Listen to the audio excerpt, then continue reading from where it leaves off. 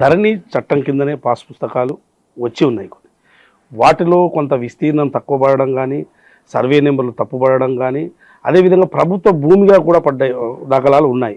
వీటి అన్నిటికీ ఈ సమస్య పరిష్కారాలకు అన్ని చూపిస్తుందా అసలు ఈ చట్టం? ఇప్పుడు మీరు తెచ్చిన ప్రభుత్వం తెచ్చిన చట్టం మీరు అడిగేది చాలా చాలా కీలకమైన ప్రశ్న. ఎందుకంటే ఈ రోజున తెలంగాణ రైతాంగం ధరణికి సంబంధించిన కీలకమైన సమస్య ఇదే.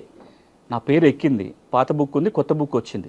కానీ మీరు అన్నట్టుగా ఓ సర్వే నెంబర్ 4 నెంబర్ల భూమి ఉంటే ఒక నెంబర్ మిస్ అయింది. నాకు 4 ఎకరాలు ఉంటే 3 ఎకరాలే పడింది, 1 ఎకరం మాయమైపోయింది.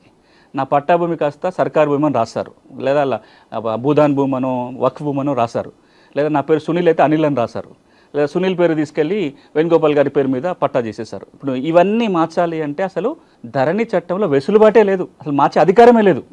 లేకపోయినా గత 5 ఏళ్ళకి ఏం జరుగుతుంది అంటే ప్రభుత్వం ఒక సర్క్యులర్ జారీ చేసింది. అప్పటి ప్రభుత్వం ఆ సర్క్యులర్లో ఏం చెప్పారు, మీకు ఇట్లాంటి సమస్యలు కనుక ఉన్నట్లయితే ధరణిలో మాడ్యూల్స్ పెంచుకుంటూ వచ్చి ఒక 33 మాడ్యూల్స్ పెట్టారు.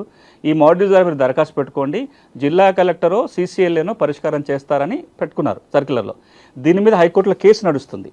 హైకోర్టులో కేసు ఏంటంటే అసలు ధరణి చట్టములో ఎవరు సవరించడానికి అధికారమే లేనప్పుడు జిల్లా కలెక్టర్లు CCLA ఎట్లా సవరిస్తున్నారు అని కేసు నడుస్తుంది.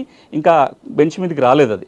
అది కనుక వస్తే గడిచిన 5 సంవత్సరాలుగా జరిగిన సవరణల మీద ఇప్పుడు ఒక పెద్ద ప్రశ్నార్థకం అవుతుంది. దాని గురించి మళ్ళీ తర్వాత మాట్లాడదాం.